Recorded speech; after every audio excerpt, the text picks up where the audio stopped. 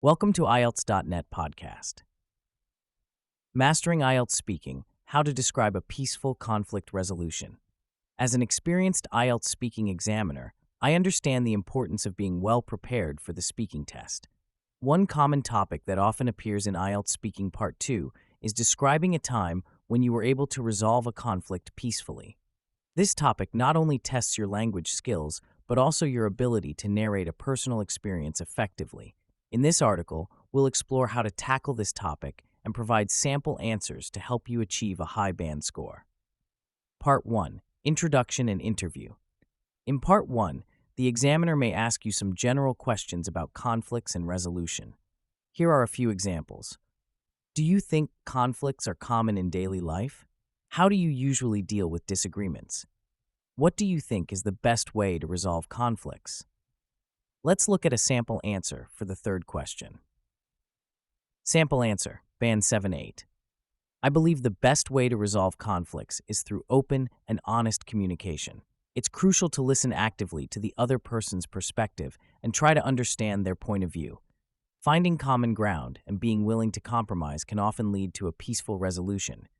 Additionally, remaining calm and avoiding emotional reactions can help create a more constructive atmosphere for problem solving. Part 2. Long-term cue card. Now, let's focus on the main topic. Here's a sample cue card you might encounter. Describe a time when you were able to resolve a conflict peacefully. You should say what the conflict was about, who was involved, how you resolved it, and explain why you think it was a peaceful resolution.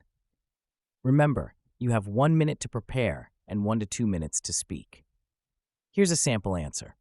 Sample answer, Band 7-8. I'd like to talk about a time when I successfully resolved a conflict with my roommate during my university years. The issue arose when we had differing opinions on how to manage our shared living space, particularly regarding cleanliness and noise levels. The conflict involved my roommate, Sarah, and me.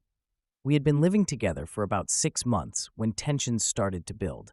I prefer a tidy environment and early nights, while Sarah was more relaxed about cleanliness and enjoyed staying up late. To resolve the situation, I took the initiative to have an open conversation with Sarah. I approached her calmly and suggested we sit down to discuss our living arrangements.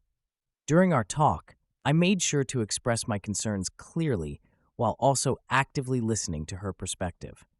We realized that we both had valid points and agreed to compromise. We came up with a solution that worked for both of us. We created a cleaning schedule and agreed on quiet hours after 10 p.m. Sarah would use headphones when watching movies late at night, and I would be more flexible about occasional noise during weekends. I consider this a peaceful resolution because we managed to find common ground without any heated arguments or resentment.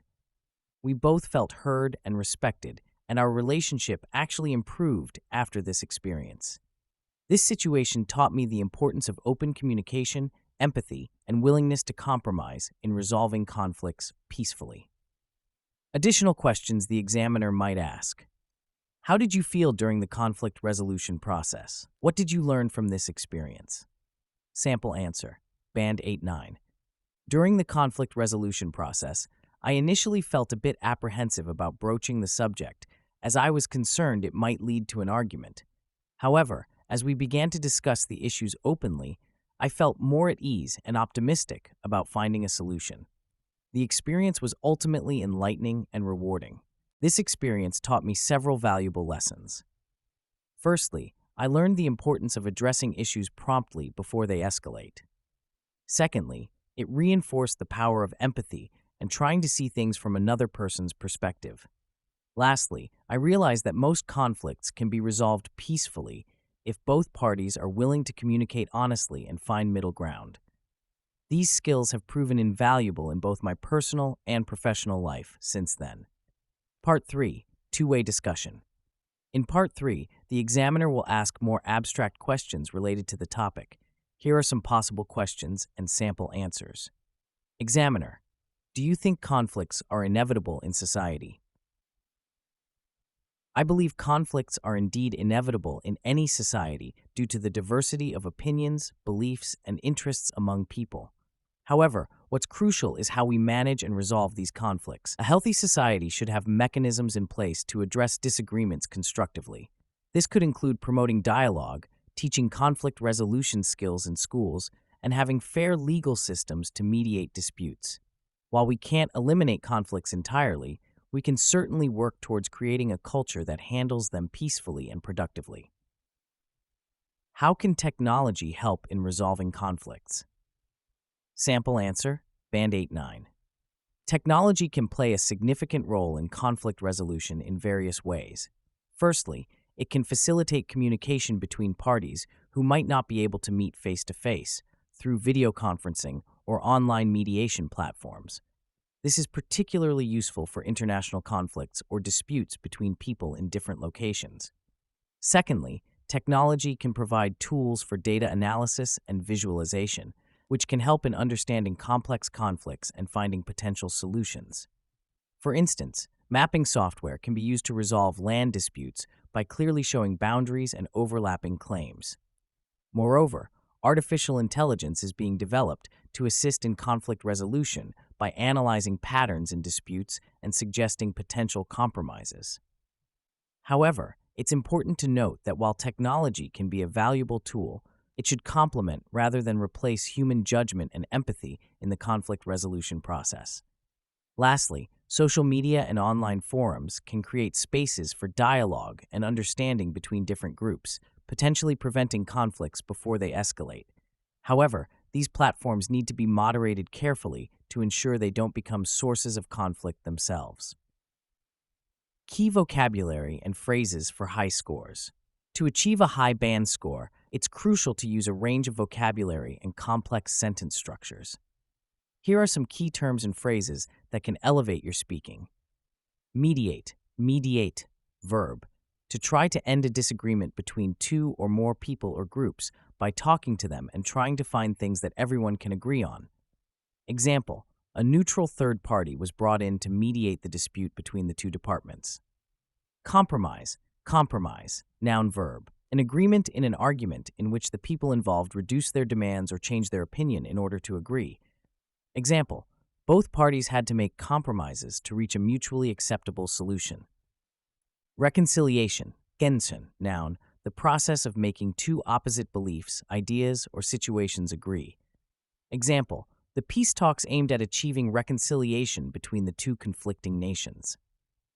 Diplomatic, adjective, having or showing an ability to deal with people in a sensitive and effective way. Example, her diplomatic approach to the sensitive issue helped calm tensions in the office. Empathy, noun, the ability to understand and share the feelings of another. Example, showing empathy towards your opponent's position can often lead to a breakthrough in negotiations. Examiner's advice. To excel in the IELTS speaking test, particularly when discussing conflict resolution, keep these tips in mind. Use personal experiences. Whenever possible, draw from real-life situations. This adds authenticity to your answers and helps you provide specific details. Demonstrate reflection. Show that you've learned from your experiences by discussing the lessons or insights gained from the conflict resolution process. Use a range of tenses. When narrating your experience, use past tenses accurately. When discussing general ideas about conflict resolution, use present tenses. Employ complex structures. Use conditional sentences, relative clauses, and other advanced grammatical structures to showcase your language proficiency. Practice active listening. During the test, listen carefully to the examiner's questions and respond directly to what is asked. Stay calm and confident. Even if you're discussing a conflict, maintain a composed demeanor. This reflects your ability to handle challenging situations calmly. By following these guidelines and using the sample answers as inspiration, you'll be well prepared to tackle questions about peaceful conflict resolution in your IELTS speaking test. Remember, the key is to practice regularly and focus on expressing your ideas clearly and confidently. Thank you so much for tuning in today. If you enjoyed this episode and found it helpful, make sure to follow our channel so you don't miss out on more valuable content coming your way. We've got a lot of exciting topics lined up, and we'd love for you to be part of the journey. Hit that follow button and stay connected with us for more insights and inspiration. See you in the next episode.